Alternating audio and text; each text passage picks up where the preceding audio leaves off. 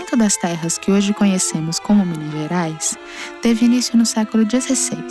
O território foi definido principalmente pela atuação dos bandeirantes, que partiam para o interior em busca de ouro e pedras preciosas. Nascemos, então, como Capitania de São Paulo e Minas de Ouro, em 1709. Mas logo em 1720 nos tornamos independentes, e a capitania foi desmembrada em São Paulo e Minas Gerais.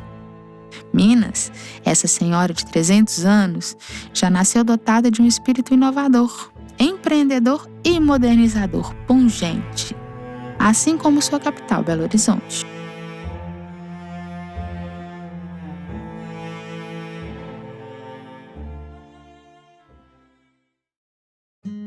BH, como carinhosamente chamamos esse nosso pedacinho de chão, foi inaugurada em 1897. A primeira cidade moderna planejada do Brasil é quase um manifesto, um monumento ao que havia de mais inovador na época, o ideal republicano e o espírito positivista, que ditavam maneiras de agir, de pensar e de viver. A materialização urbanística desse pensamento fica evidente nas denominações originais de suas ruas, praças e avenidas.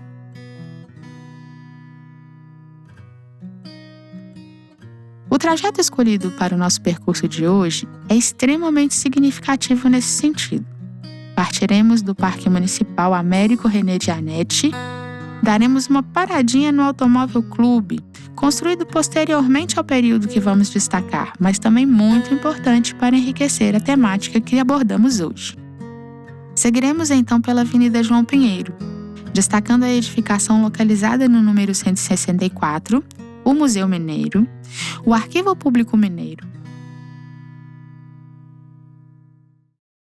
Chegando à Praça da Liberdade, lançaremos um olhar especial sobre cada um dos edifícios que compõem o complexo arquitetônico, com destaque para o Palácio da Liberdade. Finalizando o nosso passeio virtual, retornaremos à Casa Fiat de Cultura, onde poderemos conhecer um pouco mais sobre a edificação e sobre o painel Civilização Mineira de Cândido Portinari, localizado no nosso hall de entrada.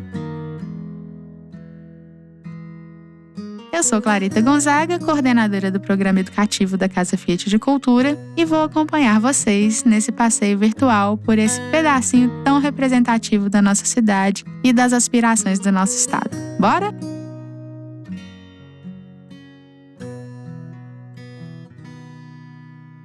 O Parque Municipal foi fundado em 1897, com uma área original de 600 mil metros quadrados. O projeto foi assinado pelos franceses Paul Villon e Auguste-François-Marie Glazu. Este tipo de espaço era muito comum nas cidades planejadas do século XIX e representava um bolsão de natureza em meio à crescente urbanização. Originalmente, o parque não era gradeado e fazia às vezes de ponto de encontro e lazer em pleno centro da cidade, disponível para todos.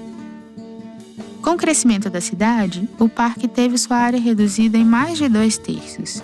Hoje, renomeado como Parque Municipal Américo René de Anete, é constituído por 180 mil metros quadrados, abriga o Teatro Francisco Nunes e divide espaço com a Fundação Clóvis Salgado, o Palácio das Artes. Não tem como a gente passar pelo Automóvel Clube de Minas Gerais sem dar uma paradinha para apreciar esse primor do estilo eclético com sua arquitetura quadrangular.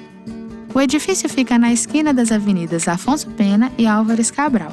Sua construção é um pouco posterior ao período que queremos destacar no passeio de hoje. Teve início em 1927 e foi inaugurado em 1929.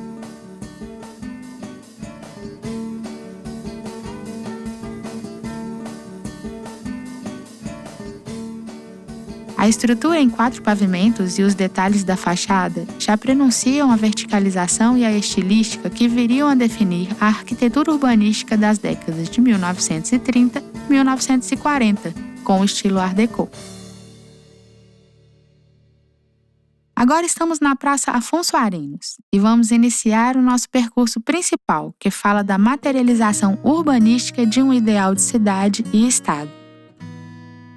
Originalmente nomeada Praça da República, Ela é o marco inicial de um trajeto urbanístico conceitual que apresenta a República como ponto de partida para a construção da liberdade.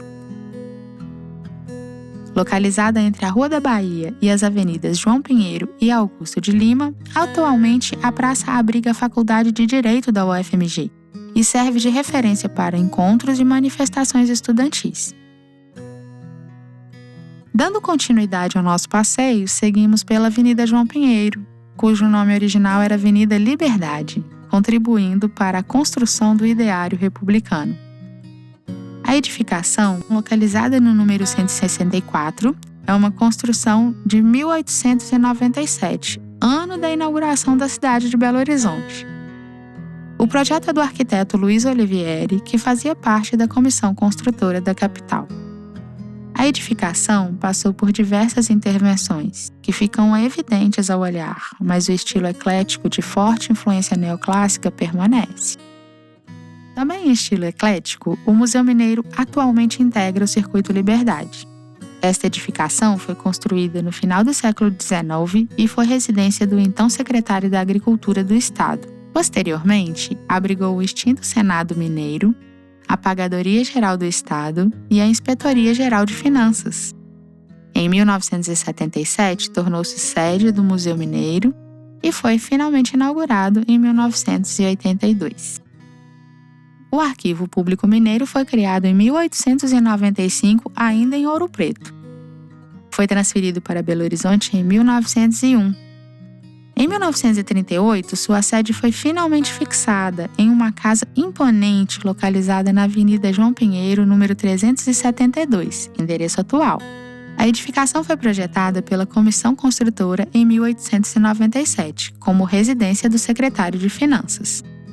Sua fachada ainda conserva o caráter residencial original e as características básicas do ecletismo.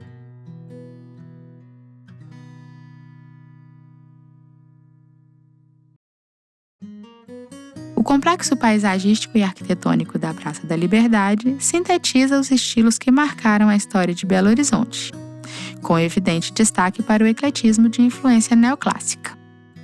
A praça começou a ser construída entre 1895 e 1897, época da fundação da nova capital. Ela está situada no ponto mais alto da área inicial da cidade e foi projetada para abrigar a sede do Poder Mineiro, incluindo as principais secretarias de Estado e o Palácio do Governo.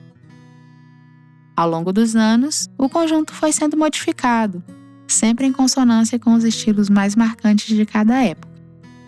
Coreto, a fonte luminosa e o traçado dos jardins foram inspirados no Palácio de Versalhes. Os chafarizes foram inseridos na década de 40, em referência ao estilo Art Deco. Nas décadas de 1950 e 1960 foram incorporados o edifício Niemeyer e a antiga Biblioteca Pública, ambos projetados por Oscar Niemeyer em estilo modernista. Em 1980, o pós-modernismo entrou em cena com a inauguração do prédio conhecido como Rainha da Sucata. O Palácio dos Despachos foi projetado pelo arquiteto Luciano Amédée Perret e construído pelo engenheiro Alberto Bouchardin Filho.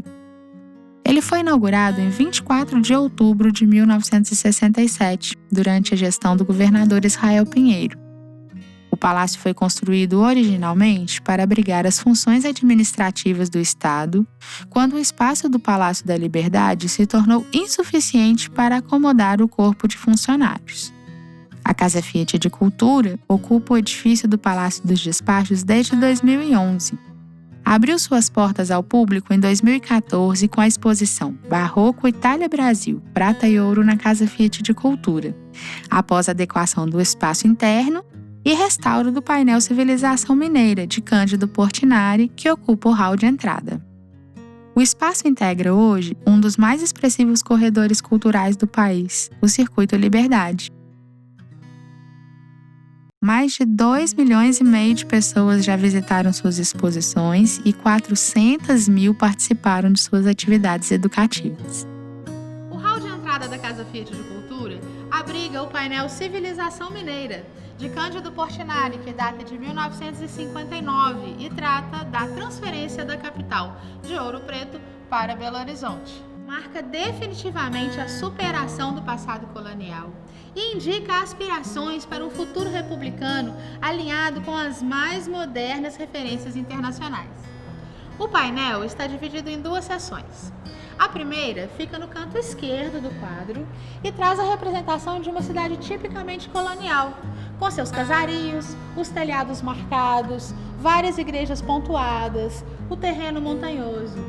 Essa cidade é Ouro Preto, a antiga capital do estado antes da transferência para Belo Horizonte.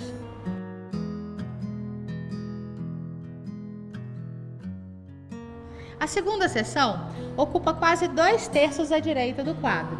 Já trata de uma Belo Horizonte moderna, muito mais próxima da Belo Horizonte que a gente conhece hoje, com seus arranha-céus, com seus fios de luz cruzando o ambiente, grandes complexos arquitetônicos, uma cidade a perder de vista. Essa é a cidade que Cândido Portinari observou para criar essa composição, uma homenagem a um futuro pleno de possibilidades. Conectando as duas seções, temos esse conjunto de pessoas que representam os Inconfidentes. Ele é composto por membros do clero, militares e personagens da sociedade civil. À frente, temos Tiradentes, liderando esse ideário de futuro e transformação, sem perder a poesia das andorinhas pousadas nos fios de luz. A vocação para a modernidade permanece em Minas e em cada um de nós, cada qual à sua maneira. É da nossa índole harmonizar o que temos de mais tradicional com olhares e modos de vida dos mais contemporâneos. Tudo isso sem perder o charme do nosso cafezinho com pão de queijo. Acompanhe as redes sociais da Casa Fiat de Cultura para acessar nossos conteúdos e nossa programação virtual, que está sempre uma delícia. Eu sou Clarita Gonzaga e foi um prazer dividir esse passeio cheio de história e cultura com vocês. Até a próxima!